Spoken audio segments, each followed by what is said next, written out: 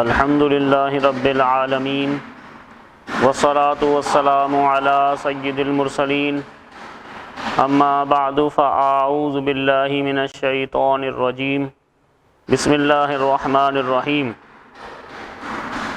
وَإِذْ قَالَ رَبُّكَ لِلْمَلَائِكَةِ إِنِّي جَاعِلٌ فِي الْأَرْضِ خَلِيفَةً قالوا أتجعل فيها من يفسد فيها ويسفك الدماء ونحن نسبح بحمدك ونقدس لك قال إني أعلم ما لا تعلمون صدق الله مولانا العظيم اللهم صل على سيدنا مولانا محمد وعلى آل سيدنا ومولانا محمد وبارك وسلم.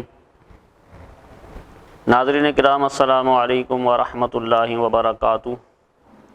ایک مرتبہ پھر ہم آپ کی خدمت میں درس قرآن میں حاضر ہیں. سورہ بقرہ کی آیت نمبر 30 ہم نے تلاوت کرنے کا شرف حاصل کیا ہے.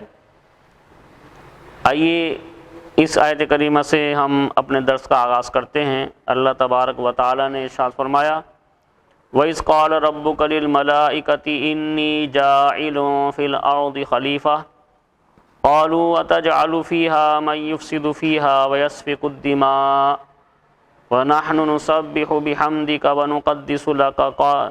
ونقدس لك قال إني أعلم ما لا تعلمون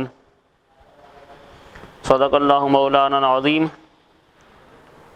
اللہ تبارک و تعالی ارشاد فرماتا ہے اور یاد کرو جب تمہارے رب نے فرشتوں سے فرمایا میں زمین میں اپنا نائب بنانے والا ہوں، تو انہوں نے عرض کیا کیا تو زمین میں اسے اپنا نائب بنائے گا جو اس میں فساد پھیلائے گا اور خون بہائے گا، حالانکہ ہم تیری حمد کرتے ہیں، تیری تسبیح کرتے ہیں اور تیری پاکی بیان کرتے ہیں. فرمایا بے شک میں وہ جانتا ہوں جو تم نہیں جانتے. حضرت آدم علیہ السلام اور فرشتوں کے واقعات پر ضمنی تبصرے سے پہلے ایک مرتبہ آیات کی روشنی میں واقعہ ذہن نشین کر لیں. واقعے کا خلاصہ یہ ہے کہ اللہ تعالیٰ نے حضرت آدم علیہ السلام کی تخلیق سے پہلے فرشتوں سے فرمایا کہ میں زمین میں اپنا ایک خلیفہ، ایک نائب بنانے والا ہوں. اس پر فرشتوں نے عرض کی کہ اے اللہ عز و جل، کیا تو زمین میں اس کو نائب بنائے گا جو اس میں فساد پھیلائے گا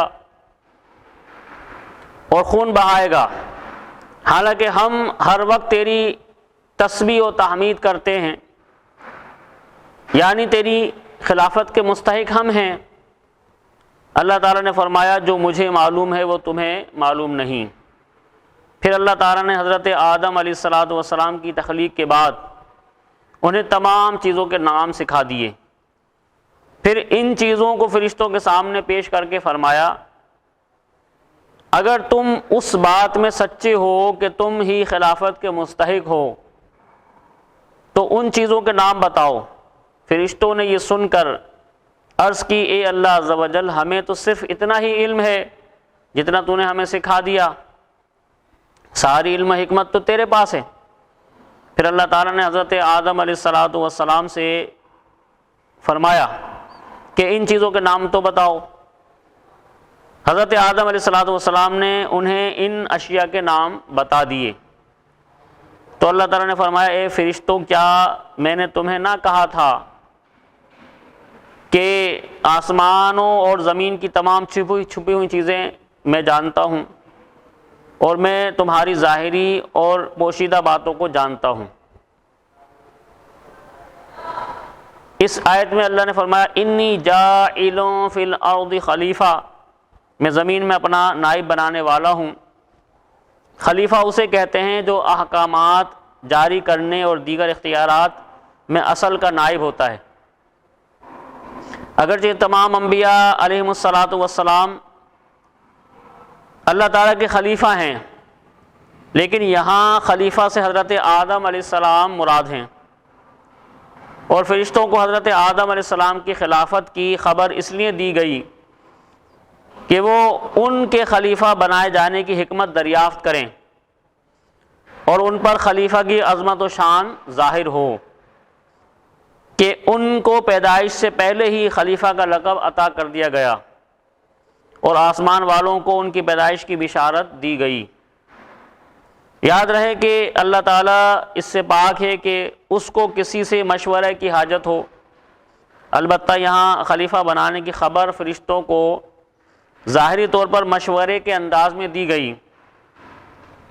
اس سے اشارتاً معلوم ہوتا ہے کہ کوئی اہم کام کرنے سے پہلے اپنے ماتحت افراد سے مشورہ کر لیا جائے تاکہ اس کام سے متعلق ان کے ذہن میں کوئی خلش ہو تو اس کا ازالہ ہو جائے، یا کوئی ایسی مفید رائے مل جائے جس سے وہ کام زیادہ بہتر انداز سے ہو جائے۔ اللہ تعالیٰ نے اپنے حبیب صلی اللہ علیہ وسلم کو بھی صحابہ اکرام علیہم الرضوان سے مشورہ کرنے کا حکم دیا، جیسا کہ سورہ آل عمران میں ارشاد باری تعالیٰ ہے وَشَاوِرْهُمْ فِي الْأَمْرِ، اور کاموں میں ان سے مشورہ لیتے رہو۔ اور انصار صحابہ اکرام رضی اللہ عنہم کا وصف بیان کرتے ہوئے ارشاد فرمایا وَأَمْرُهُمْ شُورَىٰ بَيْنَهُمْ، اور ان کا کام ان کے باہمی مشورے سے ہوتا ہے۔ حضرت انس بن مالک رضی اللہ عنہ سے روایت ہے نبی اکرم صلی اللہ علیہ وسلم نے ارشاد فرمایا جس نے استخارہ کیا وہ نامراد نہیں ہوگا، اور جس نے مشورہ کیا وہ نادم نہیں ہوگا، اور جس نے میانہ روی کی وہ کنگال نہیں ہوگا۔ اس آیت کے آخری حصے میں اللہ نے ارشاد فرمایا اَتَجْعَلُ فِيهَا مَن يُفْسِدُ فِيهَا، تو کیا زمین میں اسے نائب بنائے گا جو اس میں فساد پھیلائے گا۔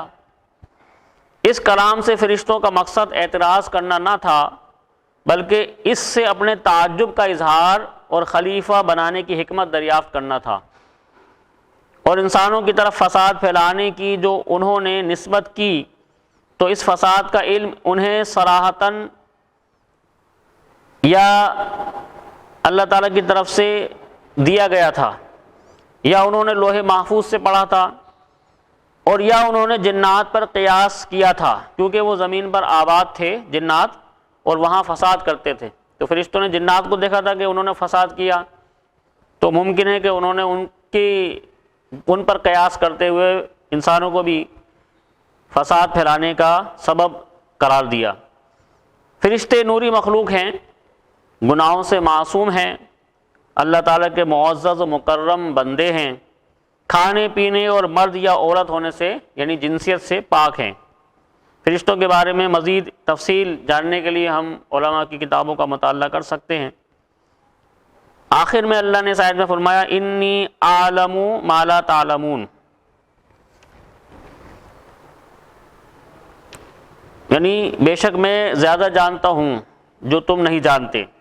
فرشتوں کے جواب میں اللہ تعالیٰ نے فرمایا کہ جو میں جانتا ہوں وہ تم نہیں جانتے، کیونکہ خلیفہ بنانے میں میری حکمتیں تم پر ظاہر نہیں۔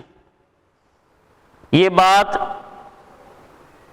بات یہ ہے کہ انہی انسانوں میں انبیاء بھی ہوں گے، اولیاء بھی اور علماء بھی، اور یہ حضرات علمی اور عملی دونوں فضیلتوں کے جامع ہوں گے۔